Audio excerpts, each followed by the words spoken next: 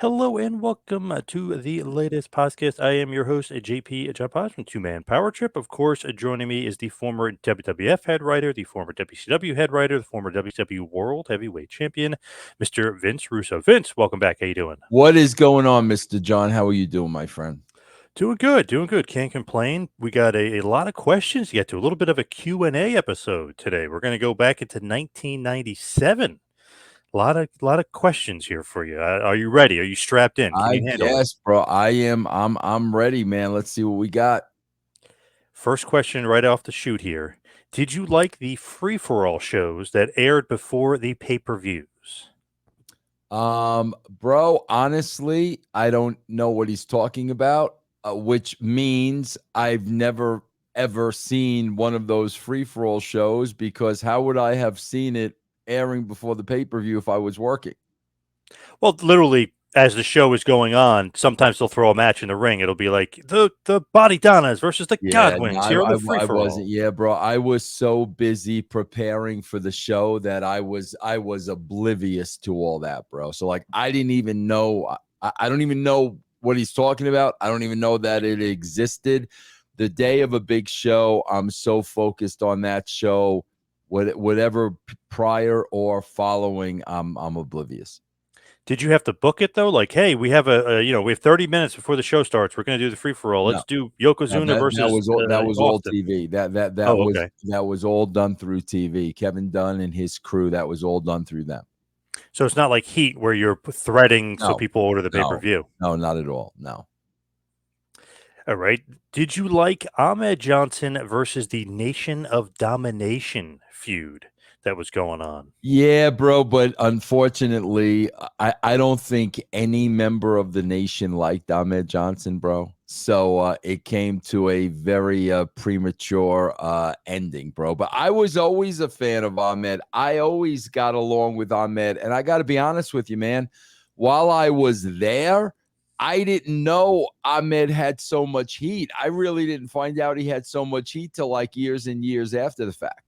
Why did he have so much heat? What was going on with him and the Nation and everybody else? I just think, bro, that he was a little too big for his britches, and he came across that way, thinking like, kind of very highly of himself and putting down, the others almost without even realizing he was doing it. And like I said, man, I wasn't really even aware of any Ahmed Johnson heat till like years after the fact.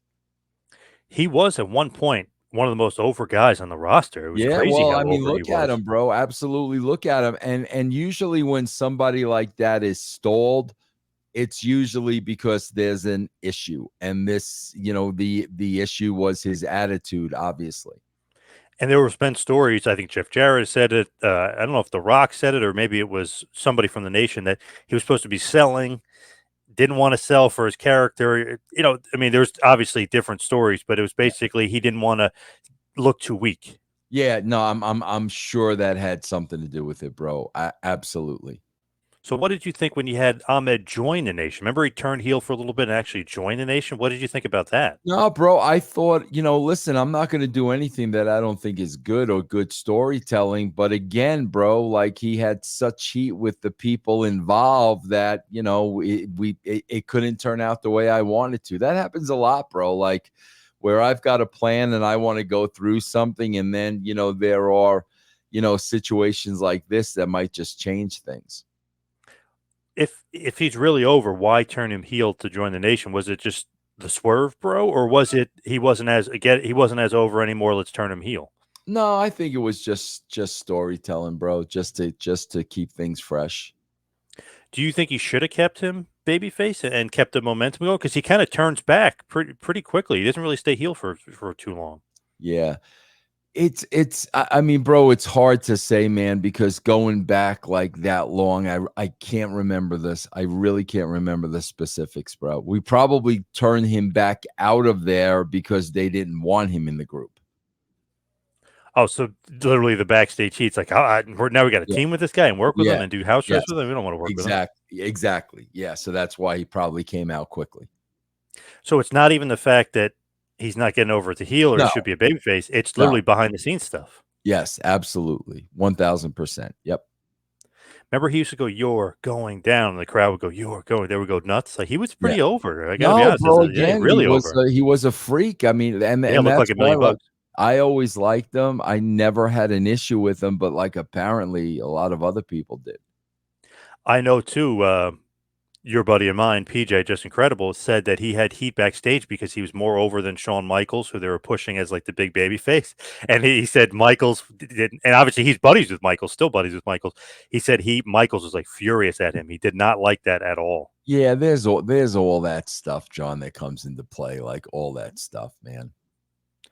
It's one of those things where I guess you could be too big for your britches, but then once you start acting on it, right, the boys kind of, Well, bro, if you're a big money draw, like, a lot of that stuff is gonna slide. Like Sean, I yeah, mean, Sean was not an angel, but he was, drawing money at the time. Ahmed wasn't really drawing money. Um, he was a physical specimen, but he wasn't there really long enough to be drawing money and to be a fixture. So at that point, bro, you're expendable, like, no matter who you are. gotcha.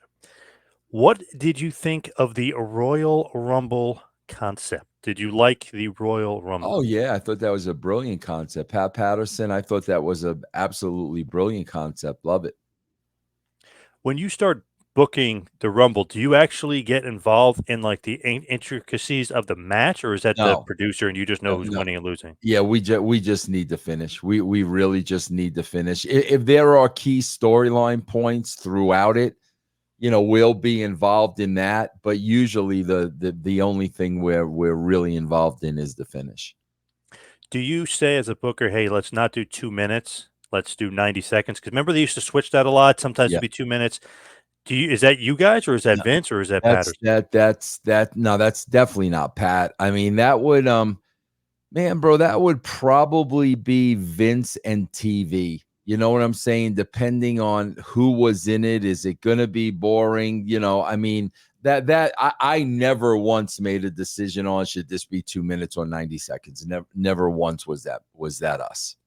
What would you prefer? Like, do you like it shorter, or do you Bro, like no, the? in 90 seconds. You know me, bro. I just Yeah. I we got to move things. We got to go, go, go, go, go, go, go. That's how I am.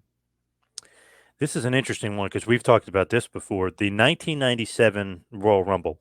So Bret Hart, you think is supposed to win. Apparently, Vince thought that was too predictable, so they make it Steve Yeah. Austin. Really, Bret did really win. Austin was eliminated, and he screwed Bret, which was a great storytelling point. It was great.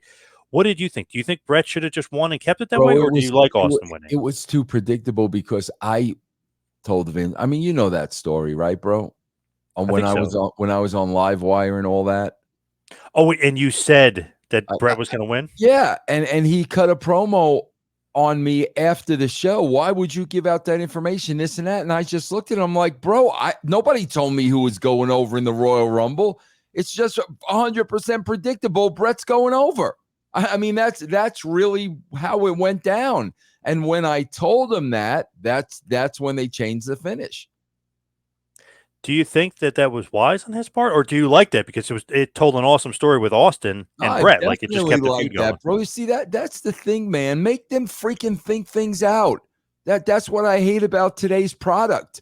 Everything is so simple and so predictable. They're not thinking anything through. So yeah, man, this was very, very predictable, and I forced him to think it through. It's so interesting. Like Vic Venom on Livewire, bro. Brett's gonna win. Like you know what I mean. You're not really thinking about it. You're just giving an Right. honest I opinion. mean, come on, bro. Like, nobody told me, nobody smartened me up. It was, if you're watching the show, that's what they're gonna do.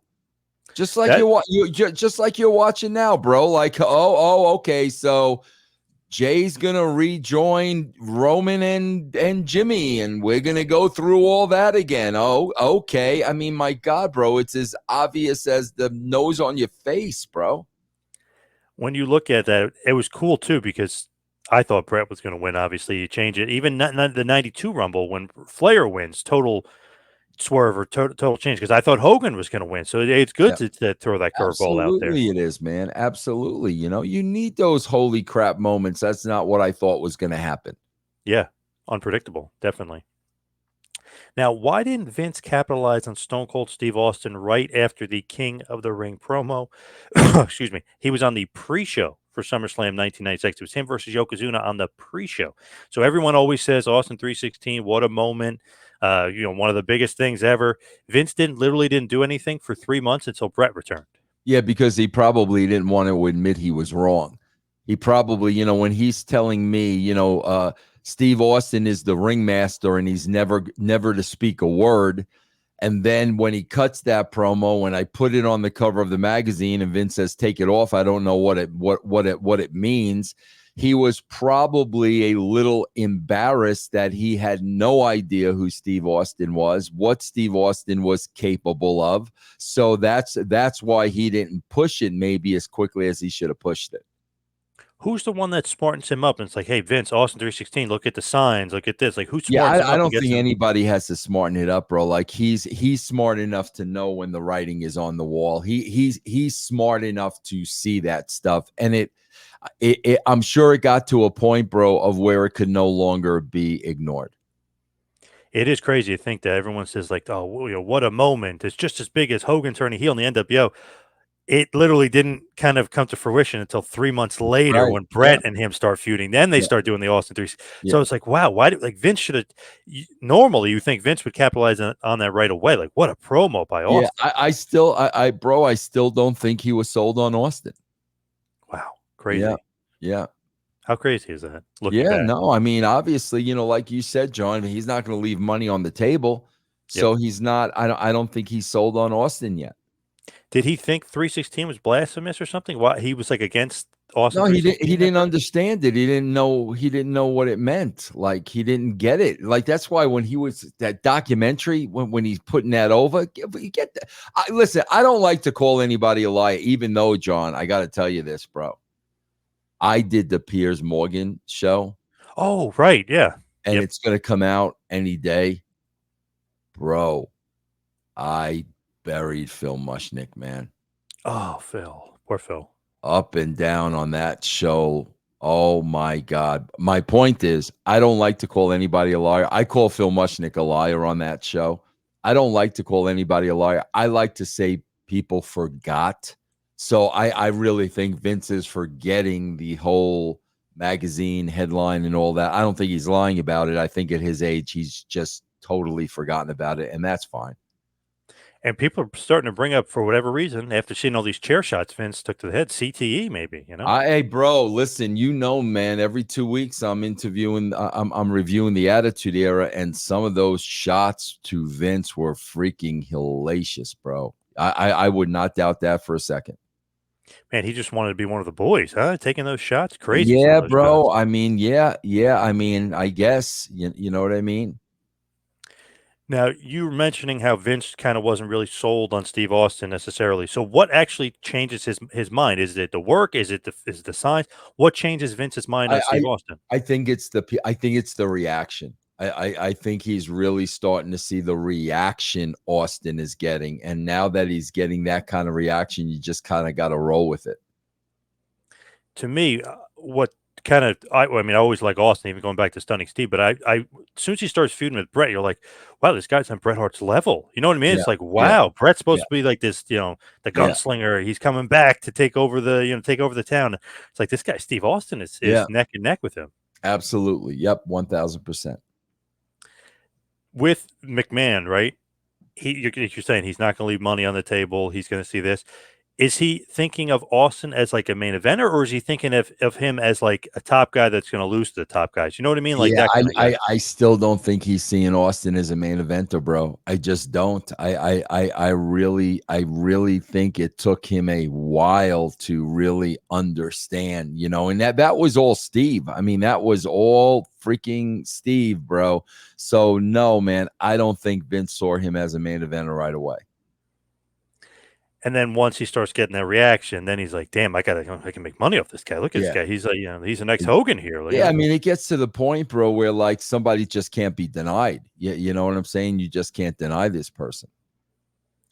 What did you think of Psycho Sid Vicious as WWF champion? He probably could have and maybe should have held the belt longer, in my estimation. Yeah, no, I love Sid, bro, and I'm not saying that because the guy just passed away. I put Sid over every time I've ever done an interview. I think his promos were so freaking underrated. I think he had such a great freaking, intensity. He was a freak, but that's probably a situation, John, where Sid didn't need the belt.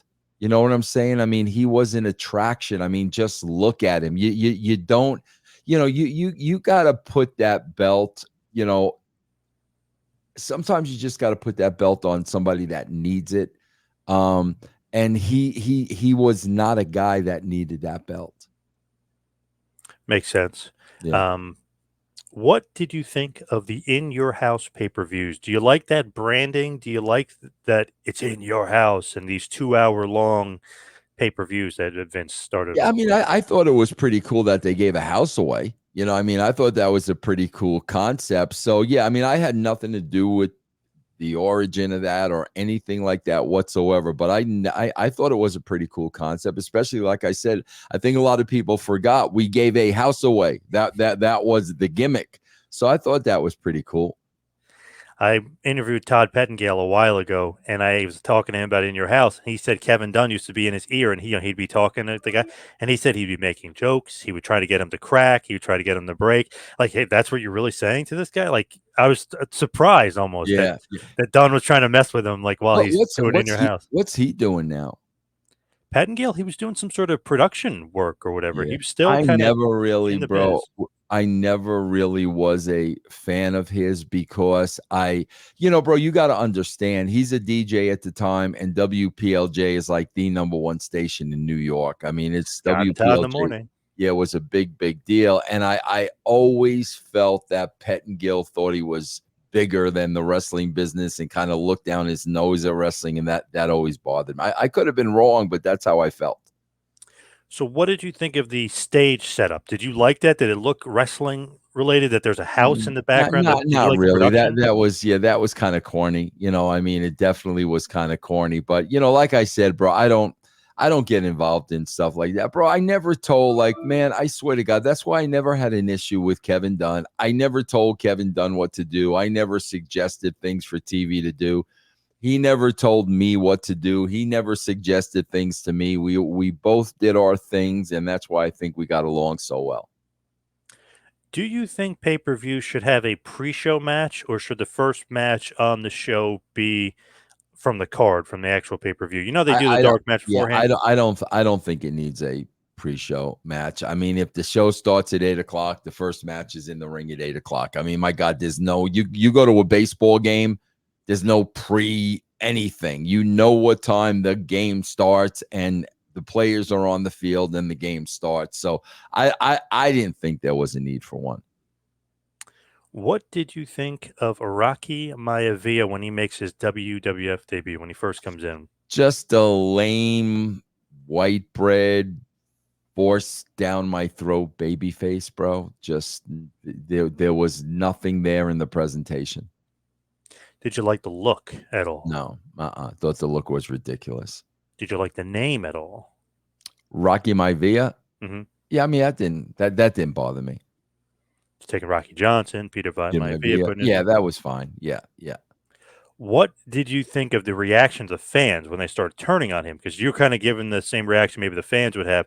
Rocky sucks, die, Rocky, die, stuff like that. What did you think about that? Were you Yeah, bro, shocked? you can't force somebody down people's throats, man. You just can't. And when you do that, it's like the death sentence. So I mean, no, that did not surprise me at all. Do you think it might have been the timing of it? Like the late 96 he comes in. Do you think in 95 he would have been more over as a babyface? Like it seemed like the tide was turning in 96 to darker, more realism. Yeah, obviously NWO, Mm, WCW kind of changed the game. I don't know, bro, because the character was just what was the character that, I mean, yeah, he was the son of Rocky Johnson, and I guess Peter Maivia was what, his uncle, No, his grandfather. his grandfather, yeah, whatever. But yeah, I mean, that's you can use that, but just the presentation with the long what he had the gimmicks, right, bro? Like Yeah, this. yeah, yep. Oh, yeah, no good. Warrior-esque with those Yeah, weird little yeah, tassels, if you will. Yeah. yeah, yeah. Do you think Vince saw something in him? Do you think like, No. oh, this guy's a blue chipper, he's going to be WWF champion? Do you think Bro, or no? bro, I swear to God, I can remember as clear as yesterday walking in Bruce Pritchard's office, and Bruce had a picture of Rocky Maivia on his desk. And Bruce Whoa. gave me the picture and said, "Bro, this is so and so." Right? Yeah, I mean, I remember that like it was yesterday. Like literally, he was trying to get a job with the WWE and WWF at the time. And I remember Bruce showing me that picture that very, very first time before Rocky Maivia died. Rocky died before any of that. Before he was even hired, I remember Bruce showing me his picture. Wow, crazy. So, like, they're, I mean, obviously on their radar, Well, but Vin, he was on their radar, bro. Let's face it, he was on their radar because of the bloodline. yep. If he did not have that bloodline, I think his chances of making it would have been just like anybody else's chance of making it.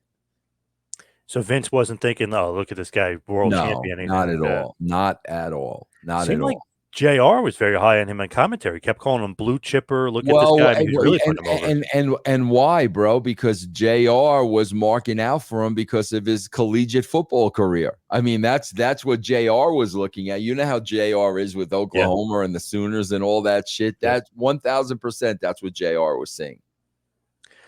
So very interesting that Furnace and LaFon are in WWF. How come, in your opinion, why didn't they work out? Are they just not WWF style? Because I mean, obviously, if you go to Yeah, Japan, they're all great in Japan and stuff yeah, like that. bro. Again, that's above my pay rate. I would have to assume either they were hurting guys in the ring, either they were stiff.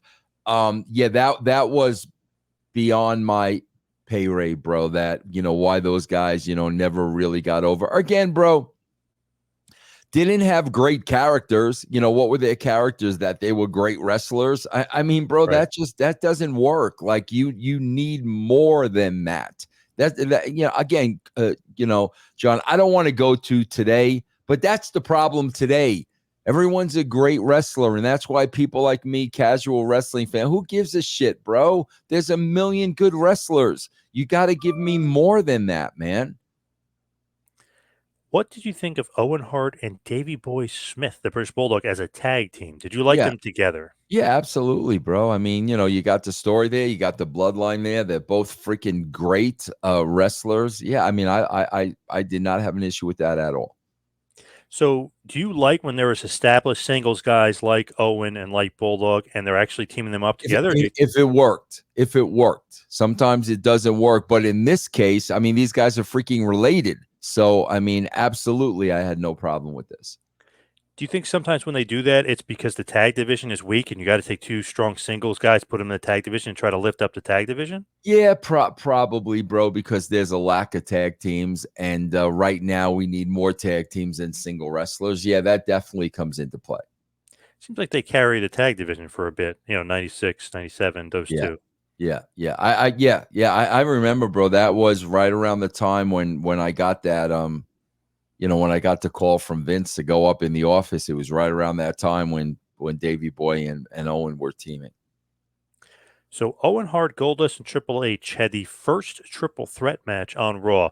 What do you think of triple threat matches in general? Do you like that as like a booking tool? Do you like multi-man matches? I love booking triple threat matches. I really, really do, because it's there's more appeal to that than just a regular one-on-one, and it can open up the creative envelope for the three of the people involved. And also too, bro, if you don't have a great worker, it's a lot easier when there's a three-way than just a one-on-one match. What about Fatal Four Ways? Is that too much, or you like the Fatal Four Ways? I'm cool with that, bro. Bro, you know me, man. I'm gonna like anything better than a traditional wrestling match. I'm going to, bro. So yeah, I mean, I have no problem with the four-way. I still, bro, when I'm doing my little territory here in Denver, I'm still booking those things. So would you prefer if it was like an elimination style, or do you want one fall to a finish? Like, I do you want like to even throw an extra spot? I like elimination, bro, but those matches just take more time. You know what I'm saying, bro? So it really depends on how much time you have on the show. So at one point in 97, Bret Hart drops the title after he wins it to Sid Vicious the following night on Raw. What did you think about him dropping the title on Raw? Was this something to kind of combat WCW and get more viewers to have a world title match and a change on Raw? Excuse me. What did you think of Bret losing the title to Sid on Raw? Yeah, no, bro. We had to have more big moments on Raw, man, because we were trying to get more people to watch and we were trying to increase the viewership. So we definitely needed bigger moments on Raw. So I mean, I was cool with that.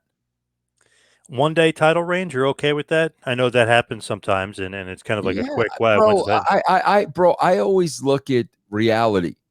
And the reality is anybody can lose a belt at any time. Like that's really the reality of the situation. So I never had a problem with that.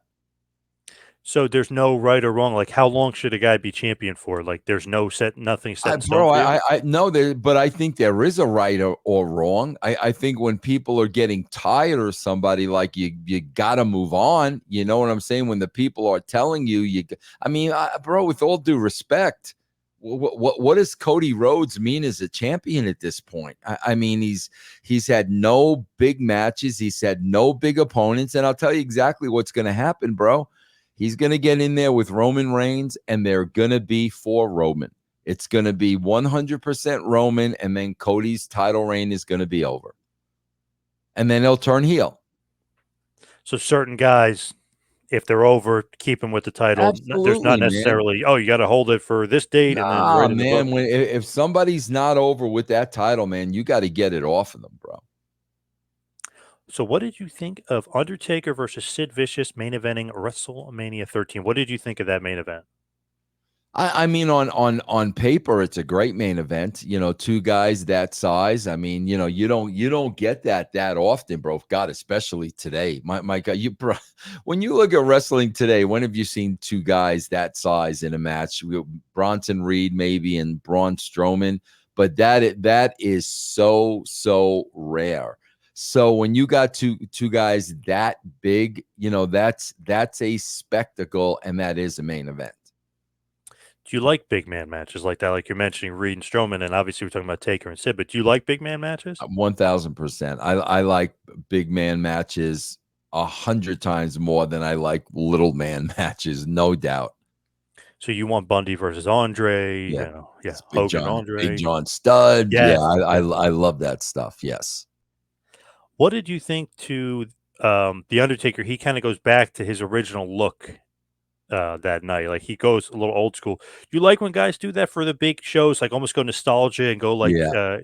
something different, but something very I recognizable and do. old I school. do. I do like that, bro. I mean, it's like, come on, John. We're both baseball fans. You're a big Yankee fan. It's freaking Old Timers Day, man. Who Yeah. who doesn't love Old Timers Day? But no, I don't mind that at all. What, bro? What about them? Like, what they just served that game up on a silver platter last night. Are you freaking kidding me, John? Are That you was kidding me? brutal. After killing the unhittable Class A, that was I brutal. mean, bro, I was like, this is after that second game. I'm like, this is four and done. Yeah, The should have been. Guardians Yeah, ain't winning a game. And then I saw last night. I'm like, are you freaking kidding me, bro? Come on.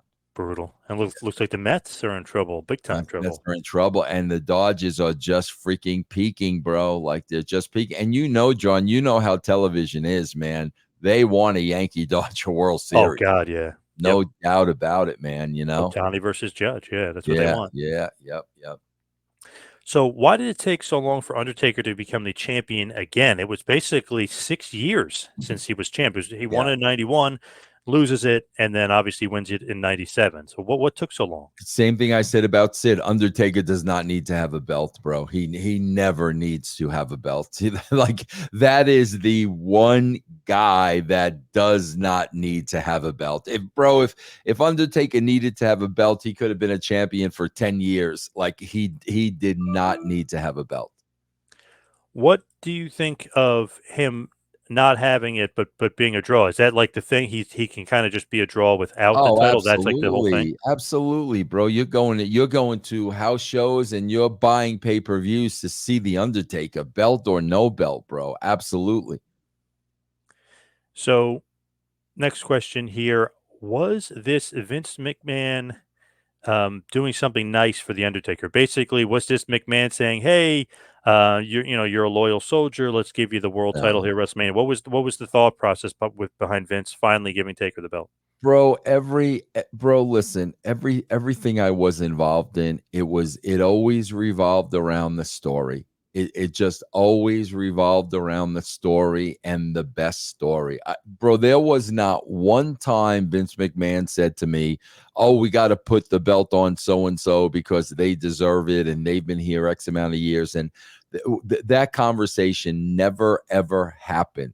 The story always dictated the title. So it was never like, "Hey, by the way, I promised this guy the title, so I got to Never, give it to him." never, bro. Never, never. Bro, the only in my entire career, the only time we really put a title on somebody because they deserved it was Booker T. That was really the only time. And that was at WCW because the guy was getting so effed for so many freaking years. And it was like, okay, bro, like, let's end this. But outside of that, John, I mean, no, the story always dictated where the belt went. So what did you think about the WrestleMania streak of the Undertaker? Would you have ever ended it? Would you kept it intact? What did you think of the streak? Well, bro, wasn't it his request to lose to Brock? See, that's interesting because he kind of says that in a recent interview on his 6 Feet Under podcast, but then he said it was Vince's call. Vince See, decided. He said he going yeah, into it that he was supposed to win. I would have if it was Taker's idea, I would have done it. I would have never made that my idea. I would have kept that thing going to the point of either Taker wanted to pass it on or obviously it was getting to the point of not being believable, meaning, Taker's getting older and you're putting him in Yep. there against younger guys and stuff. At that point in time, I would not have taken it off him. Did you like the idea of the streak? Like, there's a guy at WrestleMania, he never loses. Do you like that? Yeah, no, that's pretty cool, bro. Bro, when we started the streak, we weren't even aware of that. I swear to God, we didn't even know it was going on. He was just Wow. going over at WrestleMania. We had no idea. So we didn't start that purposely by any stretch of the imagination. At Revenge of the Taker, the Undertaker does not main event his own pay-per-view. Should he have, or was having Bret Hart versus Stone Cold Steve Austin the rematch as the main event, was that the right call? Who was Taker wrestling? Revenge of Taker, I believe he fought Farouk, if I'm Oh remembering yeah, that correctly. that can't be a main event. Yeah, that's yeah. No, the Brett and Austin. I don't have a problem with that. Actually, wait, let me think. No, it was Mankind. He fought And, Mankind. and who's the champion at the time? Brett. So no, Undertaker's the champ, and he fights Mankind. He beats him to retain the title. And then the main event is Stone Cold Steve Austin versus Bret Hart for the number one contendership for the title. Were we doing the Mr. McMahon stuff and all that at the No, time? nope, Wow, nope. that's interesting, bro. And what year is this? This is 1997. That's So this is right after interesting. WrestleMania. This is literally directly the pay per view right Oh, after. do It's you know? April of '97. Do you know what the finish was of Mick and Taker? I want to say Bearer gets involved and cheats and stuff, but I know Undertaker just wins straight up. Wow, that is odd, bro. Because I would say if it was going to be a screw job finish, I can understand that not being the last. The last. That's weird, bro. That's Yeah, that's he just beats him straight up, and then he shoots a yeah, fireball in Paul Bearer's face. That was the kind of just. that's weird. I don't. Yeah, that's weird, bro. I mean, if he's facing Mick, I don't know why that wouldn't have been the main event. And Austin wins via DQ in the main event too. So Yeah, it's not like that's he beats Brett straight up. He just beats him by DQ. that's weird. That's weird. So you probably would have versed it looking back. Yes. Yes. Yep. Yeah, and it's called Revenge of the Taker. You think the guy's Yeah. going to be in the main Yeah. event of Yeah. his That own? is that is weird. Yeah. What did you think of? Undertaker, just Mankind for the title. I know they had their feud, but now you're kind of making it a title feud. Um, this is, I guess, almost like the climax. It's just, so to speak, of the feud. It's almost like he's putting it to bed. He beats him straight up. He throws a fireball. He's kind of ending the feud right there. Do you like that? And how it's not really the main event. I mean, do you like that?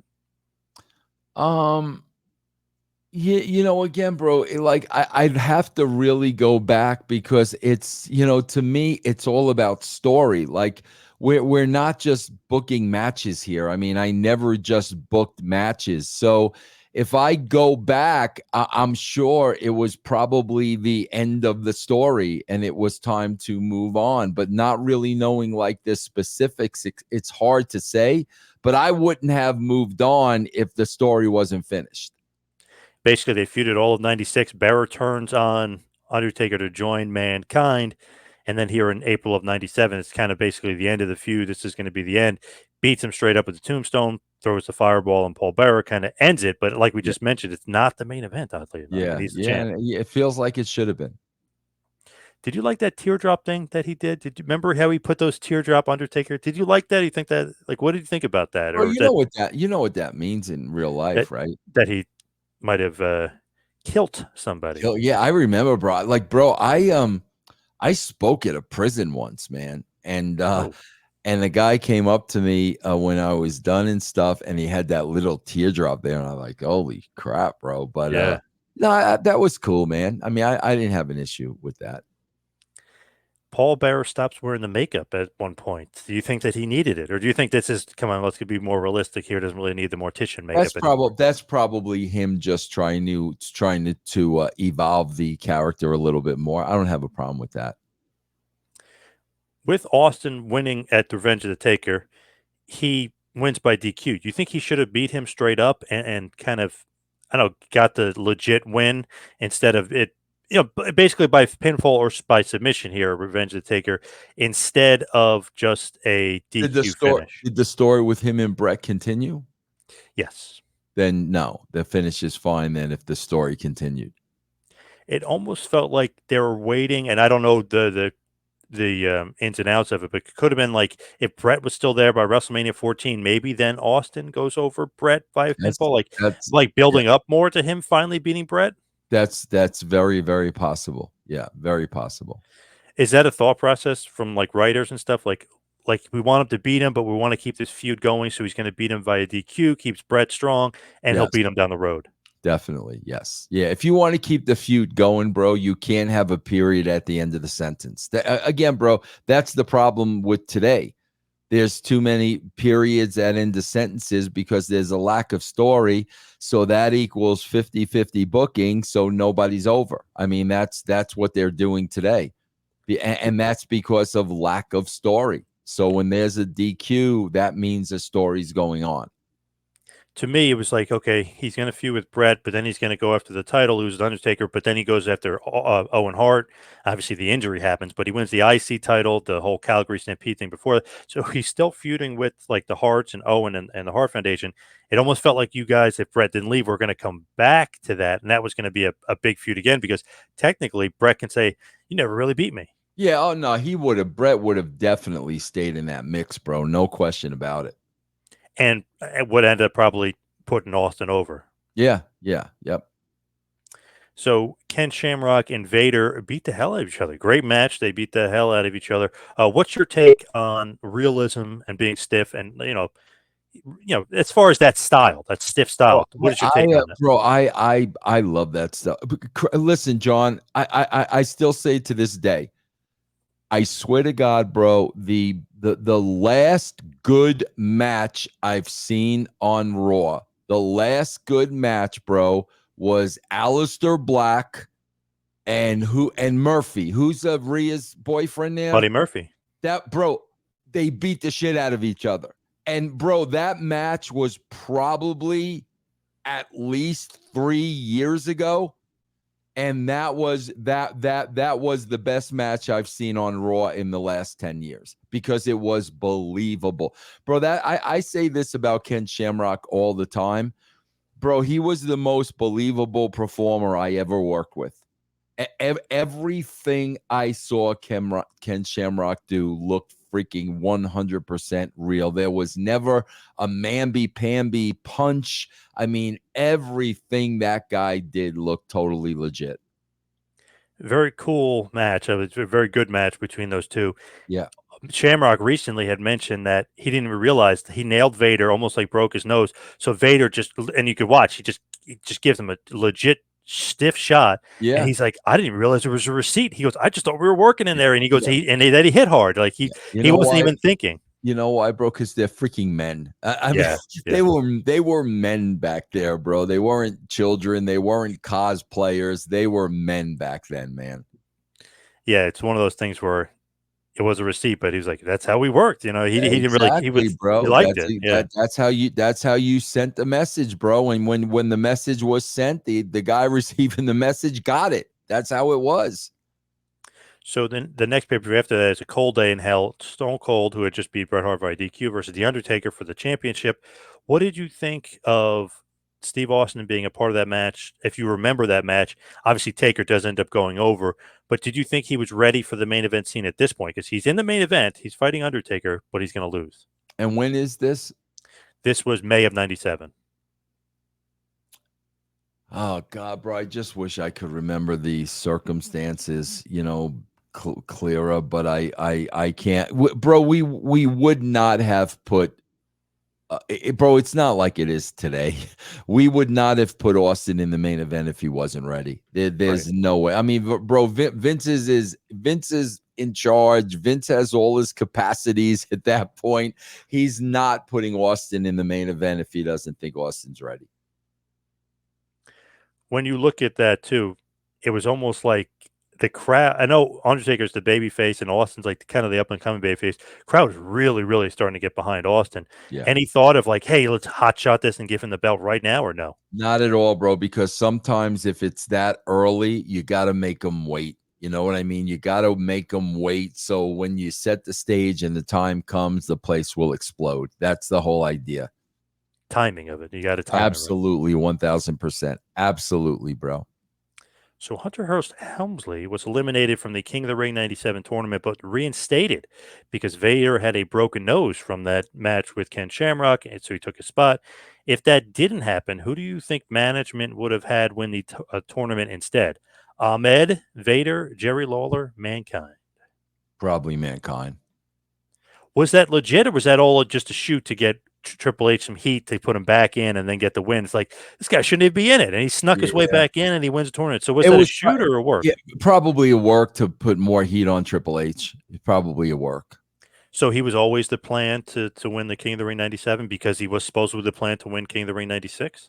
Yeah, see, bro, I get asked that a lot. I don't remember, man. I don't remember. What, bro? You know what? I remember, like, bro, probably that Madison Square Garden thing screwed up Hunter. Yeah. So yeah, Yep. if that affected what was supposed to happen in '96, then yeah, bro, we probably waited a whole other year to put the title on him. So Mankind, I guess, could have been King Mankind Yeah, had things worked out differently. yeah. Were you a big Triple H supporter? Did you like that blue blood gimmick, or did you like maybe? I hated the blue blood gimmick. I hated Hunter Hearst helmet. I hated all that crap. I was a fan of the human being.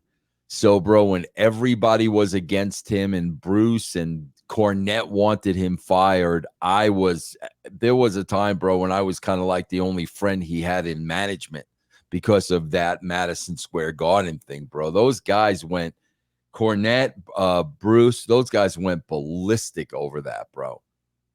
So you were a big Triple H supporter, maybe not in Oh yeah. 2002, but here in '97. Oh yeah, absolutely, bro. He was a great human being. I mean, he was. I can't say enough good things about the Hunter I worked with. One time, bro, I got pissed at him because he didn't want to do a job to D'Lo, and that really pissed me off because D'Lo had done like 10 jobs to him. Outside of that, bro, he was a great human being, bro. Like the Hunter I work with, again, bro, I haven't seen the guy since 1999, but the Hunter I worked with was a great guy. What did you think of the Nation of Domination concept? It's basically black supremacy. What did you think of that gimmick and that I concept? wasn't a fan of it, bro, because you got to remember at the beginning it was the two white guys with the I never got it. I never really understood it, from its inception. So I don't know, bro. Like that was a gimmick that I kind of inherited, but wasn't really a big fan of. Should Farouk have beaten the Undertaker to win the championship? Would that have gotten some nuclear heat? Because obviously Farouk and the Nation were over. He ended up having a match with Undertaker King of the Ring '97. Do you think that Yeah, no, Farouk but could have won? Should have? Ron Simmons, yes. Farouk, no. You know what I'm saying, bro? That whole gimmick with Farouk and the blue helmet and Sonny and all that shit, man. If he would have just come in as Ron Simmons, man, I could definitely see that. But not. I don't think Farouk was a strong enough character. What was your reaction when you heard that Shawn Michaels and Bret Hart got in a legit backstage fight at Raw in Hartford, Connecticut? What was Bro, your reaction to that? I swear to God, man. I was in Vince's office and it was just me and Vince. Patterson comes running in, like almost laughing meaning he couldn't believe what was happening. Right. But he came running in Vince's office and told us the blow by blow of what happened in the shower between Bret and Shawn. I'll never forget that, bro, because Pat was freaking laughing about it because I think he was a little shocked by it. Crazy, crazy, Yeah. crazy. I love stuff like that, bro, because that reality stuff, man, those are the best stories on television, man, without a shadow of a doubt. So true. Yeah. Michaels, of course, ends up going home. Remember, he ends up going home after this. He was upset. Do you remember where they were going to go with Stone Cold and him as tag team champions? And obviously, this is the storyline before Dude Love comes in the picture and Yeah. places him. But he just goes home. Like any Yeah. sort of, first of See, all, the reaction to him going home. But then, what were you going to do with him in Austin? that's the thing. Bro, I don't know how many times I have to say this till people understand it's the truth. Bro, we didn't know. I never knew where we were going the next week. That's why I'm saying, bro, the popularity of the Attitude Era really was the people watching it were writing it. They really were, bro, because the ratings dictated everything, man. So that's why I have no idea where we were going with it, bro. I could tell you this. It would have been compelling TV. It would have been great TV. What was there a plan to where it was going? Absolutely not, bro. We wrote in 4-week blocks, man. That's it. We went from pay-per-view to pay-per-view. I still write the same way today. That's how we wrote. So obviously, this can same question or maybe the same answer, but it's Austin and Dude Love, despite his neck injury. Where were you going with him? Were you going to lose the titles to the Headbanger? It's like you probably didn't realize where you were going with Dude Love and Steve No, Austin. no. And there was never plans for the Headbangers to win the tag titles. It was organic, man. It literally was organic. I mean, bro, I sit down and I write the shows today. And I always have to go back. Okay, bro, what did we do on the last show? All right, this is what we did on the last show. So now we got to carry this over to this show. I mean, that's how I still write TV to this day. What? Well, I guess not what, but Sid Vicious got into a bad car accident. He left the company due to a back injury. Was this a big loss for the company at a time? Because here Sid he's hot. He was champion. He was feuding with Undertaker. Accident, injury, and he's gone. Big loss. It was a big loss, bro, but you also, bro, it's like any team, man. It's like any professional sports team. You got to have people on the bench that are ready to step up. Next So man up. it wasn't a devastating loss because we had people that were ready to step up. What did you think of the great Sasuke when you guys brought him in? Who? The great Sasuke, the great legendary junior heavyweight wrestler with the black mask and the black attire, part of your light heavyweight division. Bro, I don't even remember the Oh my dude. God, he's one of the best. Come on. Don't even remember the dude, bro. He ran for parliament or some. He was some sort of Japanese year after wrestling. Actually, I think he technically was still wrestling, but he went for some government official. And he still wore the mask. I don't I don't remember the dude. I don't remember the Oh, name. him versus Takumi Shinoku had some good matches. Yeah, he was maybe the only, not only good wrestler, but he was probably the best light heavyweight wrestler you guys had. And you guys had him for a hiccup, and that was it. He was gone. When was this? What year? 97, late Uh, 97. don't remember. What'd you think about the Hart Foundation reforming at this point? Who is it? So it's Brett, Owen, Anvil, Davy Boy, Flying Brian, Boom. I love Pillman. it. Love it. Love it. Love it. Love it. Love it. My favorite magazine cover of all time, bro, was that Hart Foundation on the cover of the Raw magazine. I got all of them to sign it. And Oh, what I did, bro, was when Jimmy Rave was really struggling yeah. before he passed, I actually sold that cover and gave all the money to Jimmy. Wow. That was Nice. like, bro, that really was like, bro, I don't have any wrestling stuff, like zero, nothing. That was my one prized possession because, bro, the only people alive in there is what? Brett? Yeah. You, Yep. know what I'm saying? And Jimmy was in a bad way, and I wound up selling that and giving him the money. But I love that. I love that faction, bro. Love it, love it, love it, love it, love it. Hart Foundation very dominant at that point. Do you think they should have won all the world title, tag title, like all the titles? Remember the Horsemen did that back in the day. Yeah, Do you no, think they should have done that? I could have I could definitely have seen that. No question about it. I could have definitely seen that. But then, bro, I don't know, man. Well, I put all the titles on Lance Storm, and look at all the heat I have from him 30 years later, bro. So I don't know. I might have got heat from the Hart Foundation, man. Yeah, maybe. What do you think about Pillman in the group? Do you like him in the group? Obviously he fits because of the lineage and the training with them. I But what do you think about definitely it? do. I do. I like that group, bro. I like everybody in that group, man. Can you imagine that group around today, bro? Look at the factions today, and then look at that freaking group. Can you imagine, man? Amazing. That would have been one of the greatest groups. Yeah, great, You got great, bro. four main event guys pretty Yeah, much. yeah, yeah, And Anvil's awesome, but yeah, yeah, according to Terry Runnels on her podcast, when obviously Brian Pillman passes away, so this changes things. But Goldust and him were feuding. He gets Terry Runnels because he won that match, and basically she becomes part of basically Pillman. Like she becomes a part of his entourage, if you will. She was saying that the original plan was for the Goldust and her, after 30 days with Pillman, they get back together. They renew their vows. When they're renewing their vows, does anybody object? Pillman comes out and beats the crap out of Goldust and leaves them laying. What what do you think about this? And that Dakota would have been not Goldust's daughter, would have been Pillman's daughter. Like there was a lot of interwoven storylines, the wedding vows, the daughter, everything else. yeah, But it all would have been leading to a bigger feud with Pillman and Goldust. yeah. Yeah, I'm sure that's where we were going. But, bro, you want to hear something funny? I swear to God, like, bro, we're doing the whole Pill. Bro, remember there was scenes with Terry and Pillman in bed and all that shit. Remember that?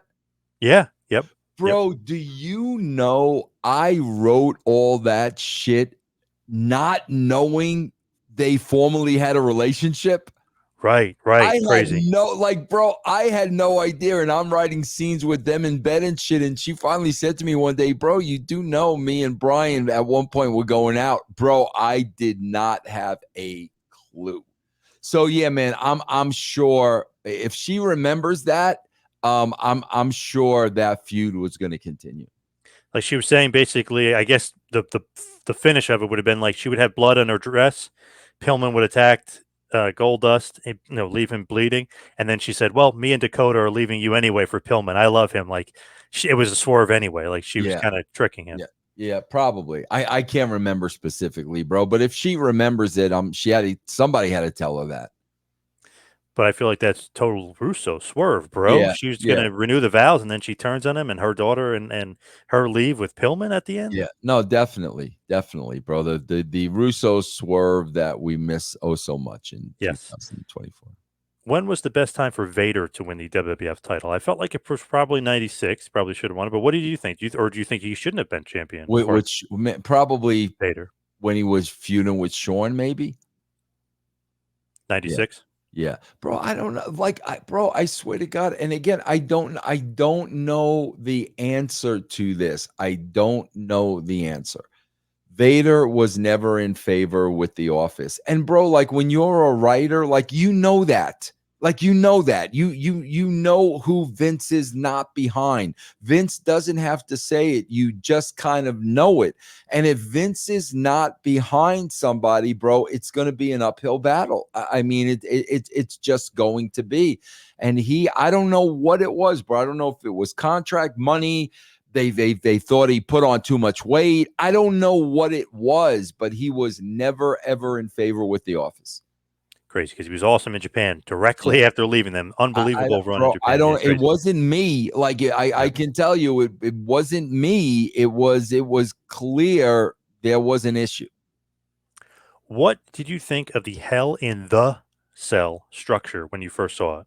The Yes. cell, bro. Yes. Yes. Screw these freaking people. I have no freaking idea of where that came from. I thought it was awesome. I thought it was awesome. Yeah. Where does the idea come from? I know Michael says, "Hey, Tommy Rich and Buzz Sawyer had this feud, the Atlanta feud," and he's saying like the enclosed top of the cage, and he's kind of given the idea. Is that literally it? And then they just go Yeah, from no, there. what it was, bro, was Sean and Taker felt they would have been very limited just inside a regular steel cage. They just felt they would have been handcuffed a little bit. So they wanted more room, and that's how the concept came about. Man, it's been watered down through the years. Punk McIntyre, I know you probably didn't see it, but that was a good Hell in a Cell match. Kind Yeah. of reminded me a little bit of not with the huge bumps, but just Taker, HBK, which was awesome. Yeah. Maybe still today the best Hell in a Cell match Yeah, was yeah, the first yeah. one. Yeah, it was. It was awesome. Yeah. But But that was, Punk and Drew with a lot of blood was good. yeah, I'm not. Yeah, I didn't see it, bro. Uh, it was good. I would still put HBK and Taker number one though. That's the best Hell in a Cell match. Yeah, Speaking of that though, Kane makes his debut at that Hell in a Cell. A lot of people say Kane is the greatest character debut in history. Do you agree? yeah, that was a great debut, bro. I mean, that was really, really, really, really good. I do remember it. I've gone back and watched that doing the Attitude Era shows. Yeah, I mean, and bro, what made it great? Freaking JR's call. I mean, that's what you remember, man. You remember JR's Well, call. Vince. Who was saying, wasn't JR saying this? That's got to be No, Kane. Vince. That was Gotta be Vince. Kane. There Yeah, you yeah, go. There you yeah. go. That was it. That's, even though I forgot who said it, but I remember the words. That's what made it great, bro. As far as Survivor Series team elimination matches, do you like the concept? Do you prefer faces versus heels, baby faces and heels being put together on the same team? What do you think about the Survivor Series concept and just doing the faces heels, or do you like? Bro, because I'm old school, I'm gonna go back to what it originally was. There was nothing wrong with that format, bro. I enjoy, especially, bro. Remember, it used to be on Thanksgiving night. I Yeah. mean, Oh yeah. that was so cool, bro. All that stuff was so cool, man. Yep. Loved it. Absolutely loved it. Take the Montreal Screwjob out of the equation. How do you think Bret Hart versus Shawn Michaels would have ended? How do you book that? Well, I mean, you would have booked it with Sean just pinning Brett. I mean, that's how you would have booked it, but that wasn't going to happen. You know what I mean? So in your thought, like if you're booking this thing, it's like just have Sean beat him straight up and Yeah, Brett leaves. yeah, yeah, yeah.